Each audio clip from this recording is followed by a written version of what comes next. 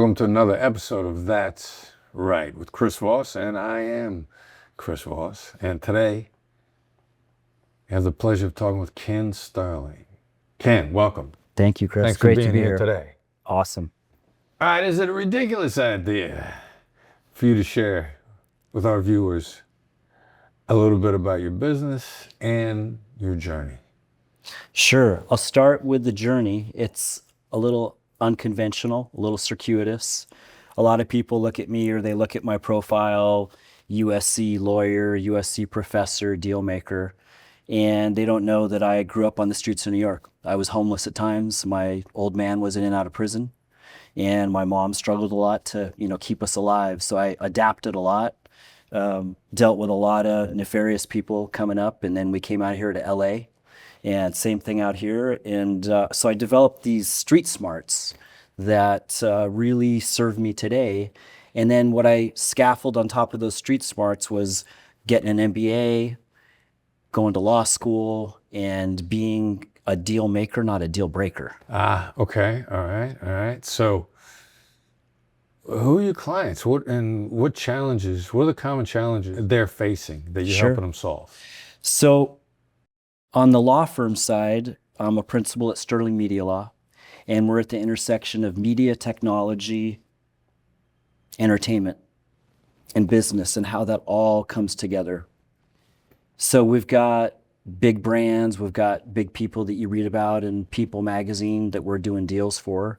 And then I'm also a partner at Big Speak, which is a talent agency and talent bureau. We've done a little bit of work there. You guys have always been great. Thank you. You've always been awesome. Everybody reads your book that's on our team, and we watch your videos. So what we do there is we work with great people like our mutual friend Molly Bloom. Love Molly Lance Bloom. Armstrong, Magic Johnson, James Clear, Kevin O'Leary is a client. Next week I'll be with... It's a whole long list of people I admire. Amazing. Yeah, really good people. And next week I'll be with Tom Brady and James Corden. The week after that, Issa Rae and Jim Gaffigan. It's good, fun work. All right, so what are the challenges? What are their challenges that you're solving for them? The biggest challenge with almost any client, and I don't want to oversimplify or generalize, is helping people get out of their own way. And I mean that in a respectful way because I'm the same. And a lot of times people get very anchored into emotions, into a position, and they get more sunk in on that position than they could and should be. And then we lose sight of why were we here? What was this deal we were trying to put together? Right. So you're, helping them see themselves a little more. Yes. To get clarity. Self-reflection. Why are we here? Reminder. Why did you come today? What was the reason we're doing this? So, all right. So then to help them feel understood and make sure you're dialed in properly, what strategies do you use? Great question. So I'm writing a book right now called Tilt the Room. And it's based on the 4 pillars of creating trust, using influence, leverage, and timing to get people to come off their positions and to get the odds turned in your favor, tilting the room. Right. Trust, influence. Oh, there's an acronym in there, isn't there? Trust. We worked on that for a while. Nothing beats a good acronym. It sounds like different aspects of empathy, tactical empathy. And it seems like there's probably an example of a difficult situation that you used this approach to change things, to open things up.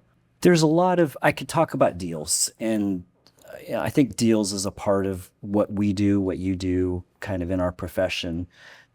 I was thinking about this driving over here today, and the time that I'm most connected with people was COVID. And the world was falling apart. We didn't know what was going on. We didn't know what was going on with our loved ones. We were locked down. And what I really quickly figured out is, hey, I'm going to be okay. And my kids are going to be okay. There's a lot of people out there who aren't feeling okay. So I started calling people. Before the Zoom was happening and all those things, I started calling people, how are you doing? And then I said... But authentically. Authentically. And then I said, hey, I'm here for you. What can I do to help you? And we're going to get through this together. And there was no agenda. I mailed out cards to people. I knew some kids that were at home, cooped up with their parents. I got them some coloring books, mailed some things out to them. And whether they were Showed them clients that or you heard friends. them. Showed them that you cared. And I wrote them a personalized note that said, hey, I know you're probably cooped up and everyone's probably afraid and you're probably driving each other crazy.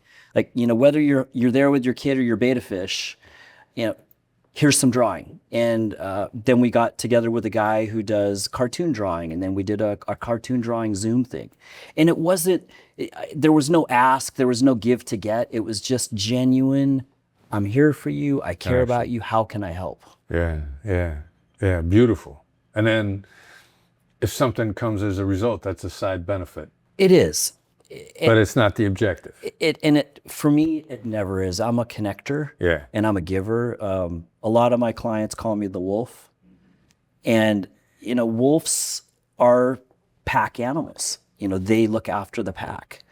And I'm very wolf with my clients and my friends and my family. Look after the pack. Yeah. All right, so the that's right moment is when you summarize for somebody else what they're going through.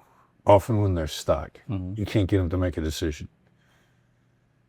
You paraphrase, you summarize, you feed back to them what you're hearing, and it creates a turning point.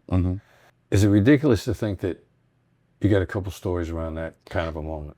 I got a lot of stories. And the great thing is your book is a Bible to me. I actually had a that's right moment in 2001 before your book came out, before I knew you even existed. All right. And I was at a tech company because in my career, I started a tech company, a bank, a large international furnishing company. So I'm not just that suit lawyer guy, agent guy. I'm also the business guy that gets deals done. So I'm in this boardroom with KPMG. They were looking at buying our company. We were in New York. And we could not agree on the valuation of the company. And this was during the whole dot-com bubble when valuations were crazy. I mean, you could walk in and basically get a blank check. They were just starting to get pushed back. The markets were just starting to change, and they were under a lot of scrutiny internally about the valuations that had been given out to companies. So not knowing your framework, vice chairman of KPMG and the managing director across the table, and I said, let me see if I understand you correctly. You're concerned that if you give us a high valuation, you're going to look bad in front of your partners. And the guy just kind of looked down. And then I said, and if you give us the number that we think that we're worth, that's not going to look good on you. And the guy, he didn't say that's right. He said it's right. But you saw the impact, and you watched it. I just got, like, my stomach just feels butterflies, and I got a little goosebump moment. The momentum in that room shifted, and we got the deal done. That was a very close example of what you talk about. Yeah, same thing. It's just it's applied emotional intelligence. Is 100%. Really what it is. So if people want to learn more about you, I know you mentioned it before, but again, how do they find you? Where do they go looking for you? How do they work with you? Sure. Easiest way to find me is sterlingmedialaw.com. sterlingmedialaw.com. Ken, thanks for having me. It's always good seeing you. Thanks for having me, man. It's awesome to see you.